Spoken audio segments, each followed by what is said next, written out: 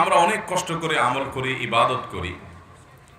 অনেক সময় আমাদের কিছু ত্রুটির কারণে, আমাদের কিছু বিচ্যুতির কারণে, কিছু ভুলের কারণে আমাদের কষ্ট করা আমলগুলো বরবাদ হয়ে যায়, নষ্ট হয়ে যায়, সেগুলো আল্লাহর কাছে কবুল হয় না। যে আমলটা আমি আল্লাহর জন্য করলাম, আল্লাহর কাছ থেকে তার আজর এবং সওয়াব পাওয়ার জন্য করলাম, সেটা যদি আল্লাহ রাব্বুল আলামিন গ্রহণ না করেন, কবুল না করেন, অ্যাকসেপ্ট না করেন, তাহলে সে আমল করার কোনো মানে থাকতে পারে?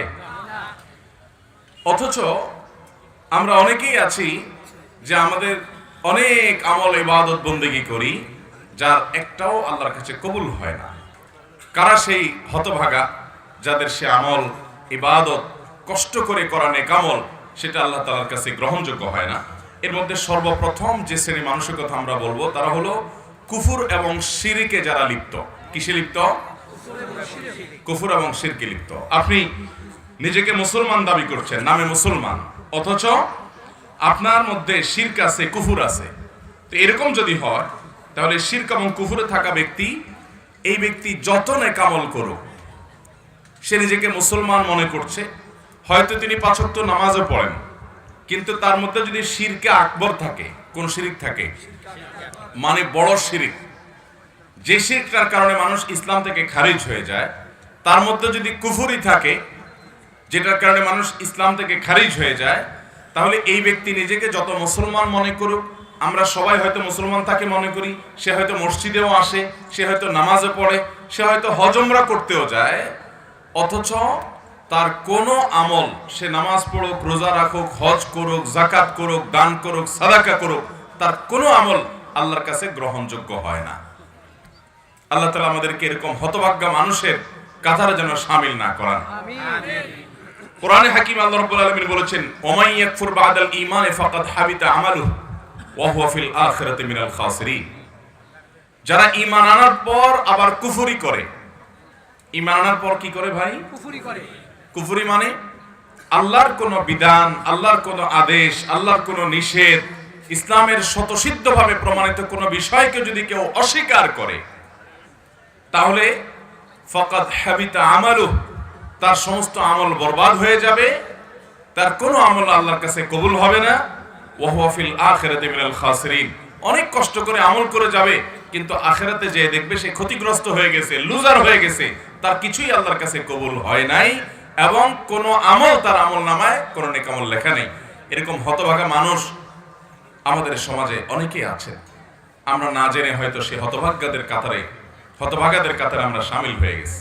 ঠিক একইভাবে যারা শিরকে লিপ্ত হবে, আল্লাহ সুবহানাহু ওয়া তাআলা তাদের সম্পর্কে বলেছেন, লাকাদ উহিয়া ইলাইকা ওয়া ইলাল্লাযিনা মিন ক্বাবলিক লাইন আশরাকতা লায়াহবাতান্না আমালুক। হে রাসূল, আপনি এবং আপনার পূর্বে যত নবী রাসূল এসেছেন, তাদের সবার কাছে কমন একটি ফরমান জারি করা হয়েছে যে আপনি যদি শিরকে লিপ্ত হন, আপনি নিজে যদি শিরকে লিপ্ত হন, লায়াহবাতান্না আমালুক, অবশ্যই আপনার আমল বরবাদ হয়ে যাবে।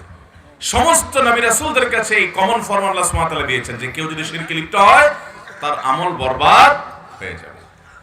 ভাইরা আমার, এই দুটি আয়াত প্রমাণ করে ঈমান আনার পর যদি আমরা কুফরি করি, আল্লাহর কোন বিধানের প্রতি যদি অস্বীকৃতি প্রকাশ করি, জ্ঞাপন করি, বিশ্বাস করি, বা আল্লাহর কোন বিধিবিধানকে যদি আমরা অবিশ্বাস করি, অস্বীকার করি, তাহলে সেটা হবে কুফরি। যেমন কাদিয়ানীরা ইসলামের স্বতঃসিদ্ধ বিষয় যে মুহাম্মদ সাল্লাল্লাহু আলাইহি সাল্লাম আল্লাহ তাআলার আখিরি নবী এবং রাসূল, তারপরে আর কোন নবী বা রাসূল আসবে না। এখন এই বিষয়টাকে যদি কেউ অস্বীকার করে আর মিথ্যা নবুয়তের কোন দাবিদারকে নবী বা রাসূল হিসেবে স্বীকার করে, বিশ্বাস করে, তাহলে ইসলামের স্বতঃসিদ্ধভাবে প্রমাণিত একটি বিষয়কে সে অস্বীকার করলো, সে কুফরি করলো, আল্লাহর আয়াতকে অস্বীকার করলো, নবী সাল্লাল্লাহু আলাইহি সাল্লামের থেকে মুতাওয়াতির সূত্রে বহু হাদিস বর্ণিত হাদিসকে সে অস্বীকার করলো। তো এই অস্বীকৃতির কারণে কুফরি করলো। একসময় হয়তো তার ঈমান ছিল, কিন্তু সে যখন কাদিয়ানী ধর্মে যোগ দিয়েছে, সাথে সাথে তার সমস্ত আমল বরবাদ হয়ে গেছে।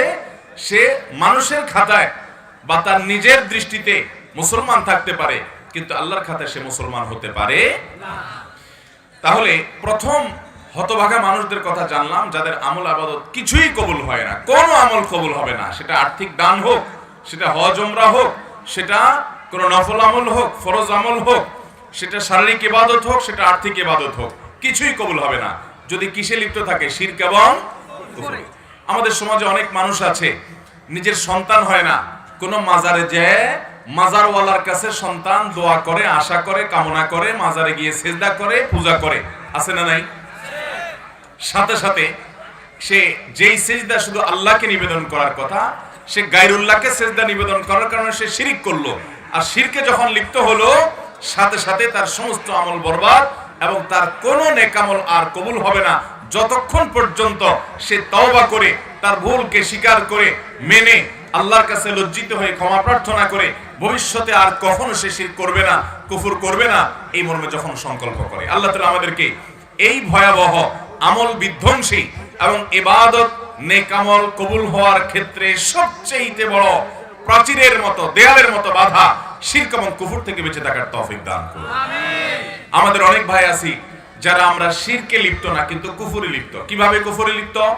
আল্লাহ তাআলার কোনো আদেশ বা কোনো নিষেধ আমার বিবেকে ধরছে না। অনেক তরুণ আছেন, অনেক স্কুল কলেজে পড়ুয়া বন্ধুরা আছেন যে কোরআনের কোনো আদেশ নিষেধ সম্পর্কে তিনি নিজের অবজারভেশন, নিজের লজিক, নিজের যুক্তি সেগুলা দিয়ে তিনি মাপার চেষ্টা করেন আল্লাহর আদেশ নিষেধকে। মেপে ঝুপে যখন দেখলেন যে না, আমার বিবেকে এটা ধরছে না, আমার যুক্তিতে এটা খাটছে না, তখন তিনি সে সম্পর্কে সন্দেহ পোষণ করেন। আল্লাহর আদেশ নিয়ে, আল্লাহর নিষেধ নিয়ে যদি নিজের বিবেক দিয়ে, নিজের লজিক বা যুক্তি দিয়ে আল্লাহর আদেশ নিষেধকে পরিমাপ করতে যায় কেউ, এবং তার মধ্যে সন্দেহ তৈরি হয় বা অবিশ্বাস তৈরি হয়, অন্য সব ক্ষেত্রে ইসলাম মানলেও এরকম আল্লাহ তাআলা কোন প্রমাণিত বিষয়কে যদি কেউ অস্বীকার করে বা সন্দেহ পোষণ করে, সাথে সাথে সে কুফরিতে লিপ্ত হলো। এই লোকের আর কোনো নেক আমল কবুল হবে না। কিয়ামত যত নিকটবর্তী হবে, ভাইরা আমার, এই কুফর, শিরক, গুপ্ত এবং প্রকাশ্য নানাভাবে আমাদের সমাজে অনেক বেশি বেড়ে যাবে।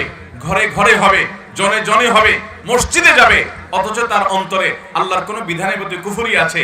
সে মনে করে সুদ যে আল্লাহ হারাম করেছেন এটা এই যুগে আর চলে না, এই যুগে হারাম ছাড়া, এই সুদ ছাড়া কি আর চলে? সে মনে করে পর্দার বিধান আল্লাহ দিয়েছেন, এখন কি আর এটা চলে? নারীদেরকে কি আটকায় রাখা যায়?